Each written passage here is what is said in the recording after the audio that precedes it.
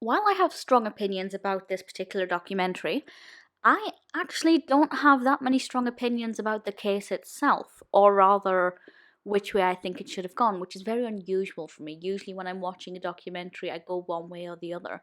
Is that because of the documentary? I actually don't think it is, as I think this documentary, the case of Sally Challen, is presented in a way in Challen's favour. And if you haven't seen the documentary, there probably will be spoilers in this, although even when you read the description, you kind of know the outcome of the documentary.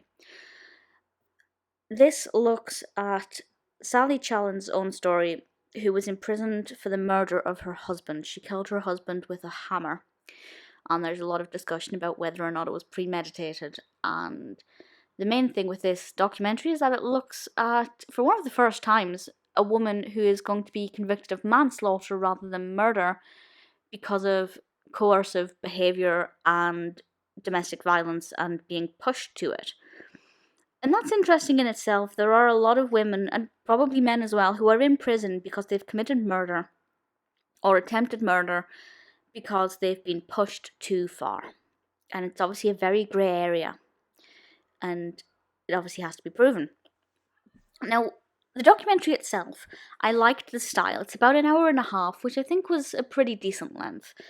We look at Sally's relationship with her husband, how they first got together, what their marriage was like. We have interviews from friends and family members, kind of sometimes supporting what was said, sometimes saying that they had no idea what was going on behind the scenes. We get to learn more about her husband and kind of what their relationship was like together, and as well also what it was like for the children. What I don't particularly like about this is that I don't necessarily think it presented the information to us that it could have done. So when she killed Richard, it was because he had pushed her too far for the last time, and she was also very suspicious of his promiscuity. And what's very weird, though, is at the time, and we learn this eventually in the documentary, it's not immediately apparent, but eventually we learn that actually their marriage was on the rocks, and she had actually left him and then asked to go back with him and to move back in with him. And then she decided to kill him because she was very suspicious.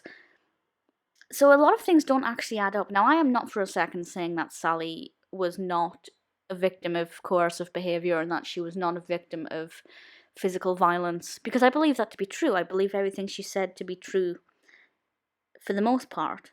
But it doesn't sound that bad. And I'm not excusing any of it. But there was never really any evidence of her having been physically beaten all the time or mentally abused all the time. Yes, he was a womanizer. Yes, he didn't really, give her the attention she deserved from what we can see. And he did control her a little bit, but she left. So why did she go back? She got out of that relationship, which often when you're in a coercive relationship, you can't. That's very difficult and very dangerous to leave. But she got out, and then she asked to go back. So was it really that bad, or was it just such severe coercion that she felt like she had to go back? He didn't really seem to want her back.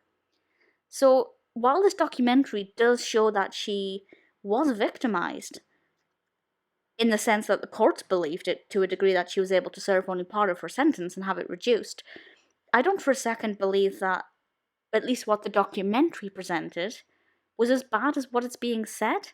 And I don't understand how she got a lower sentence, because in the documentary there's only very minimal evidence of any of what she has said. There is very little corroboration at all. And obviously, because her husband Richard is deceased, he can't confirm or deny absolutely anything. So I'm very confused about all of the holes in this document, in this narrative, I guess. The fact that she left him and then went back to him even though he was physically and mentally abusing her. She obviously saw those signs and was able to get out. So why would she go back once she'd actually been able to wake up to what was going on? It doesn't make any sense.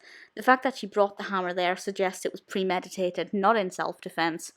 or kind of just being pushed and snapped in a second. It was premeditated. The fact that there's not really any evidence of her being physically or mentally abused, or very minimal evidence. I'm not saying she wasn't. I'm just saying you need the evidence to prove it in a court of law. So this documentary, in terms of the way it's presented, the interviews, the archival footage, the way it develops the narrative and gives us bits of information slowly to keep us on our toes, I think it's very well done. I think it's a very well edited documentary. I just think either it's not giving us all the facts, or I think there's something seriously wrong with this court case, because there are bits of it that just don't seem to add up.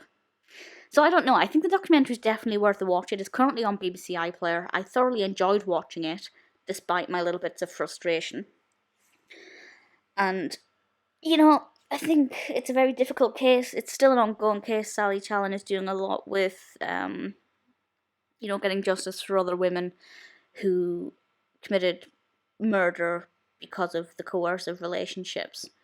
Maybe there's more than meets the eye with Sally's story. Maybe there was a lot that we weren't told. I don't know.